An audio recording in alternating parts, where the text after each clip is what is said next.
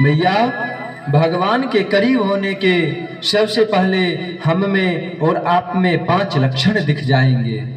कितने? 5 लक्षण दिख जाएंगे।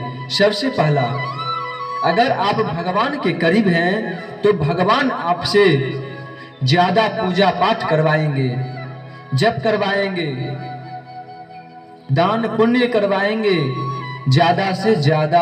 अगर आपको किसी दिन मन नहीं भी करे पूजा करने का, जप करने का, कि चलो आज भर नहीं कल से करेंगे, तो उस दिन अगर आप फिर जप करने के लिए बैठ रहे हैं तो समझिए ये भगवान की प्रेरणा है। भगवान आपसे पुण्य कराना चाहते हैं, इसलिए समझ जाइए कि भगवान का कृपा आपके ऊपर है।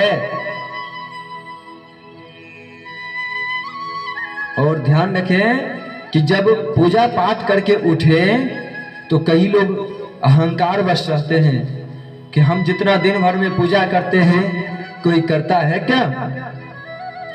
हम जितना दिन भर में जप करते हैं उतना कोई लोग करता है क्या? इसलिए कभी भी पूजा पाठ करके या कोई अनुष्ठान भी करते हैं गांव में तो कभी अहंकार दिखाते हैं कि इतना बड़ा जो मैंने अनुष्ठान किया है, ऐसा कभी हुआ है इस गांव में, इस इलाके में कहीं नहीं हुआ है ऐसा। कोई यज्ञ कर देते हैं तो कहते हैं इतना बड़ा ऐसा जोर का कहीं नहीं हुआ।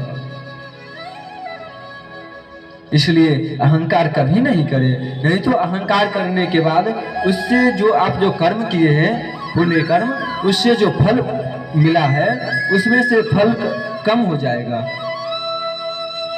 अर्थात आपकी पुण्य धीरे धीरे क्षीण होने लगेगा, समाप्त होने लगेगा। इसलिए जब भी सत्कर्म करके उठे, पूजा पाठ करके उठे, तो कभी भी अहंकार वश नहीं बोले। और कई लोग दान करके जब आते हैं ना तो कहते हैं अरे हमने तो लाखों रुपये दान कर दिया, करोड़ों दान कर दिया।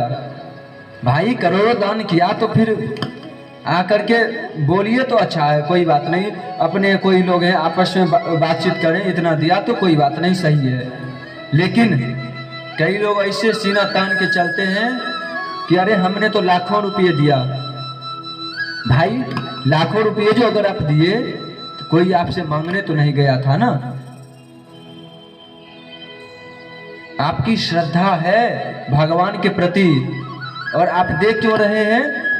आप करोड़ों रुपये कमाते हैं तो आप दे इसलिए रहे हैं कि हम जो करोड़ों रुपये कमा रहे हैं इसमें से अगर हम लाख रुपये अगर हम गरीबों में, जरूरतमंदों में, साधु संतों में अगर हम बांट देते हैं तो मेरा ये धन पवित्र हो जाए। आप इसलिए पैसे देते हैं, इसलिए दान करते हैं ताकि आपका कल्याण हो, ना कि भगवान को जरूरत है।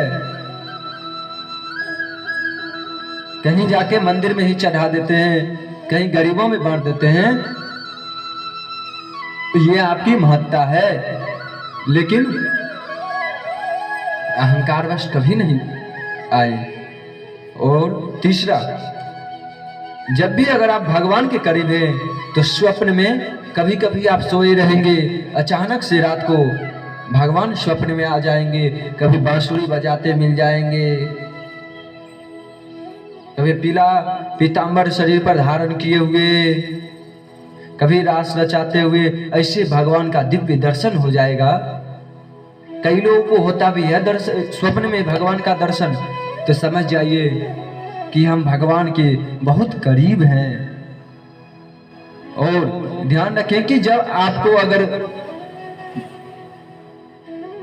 भगवान आए ना स्वप्न में तो किसी को बताइए नहीं,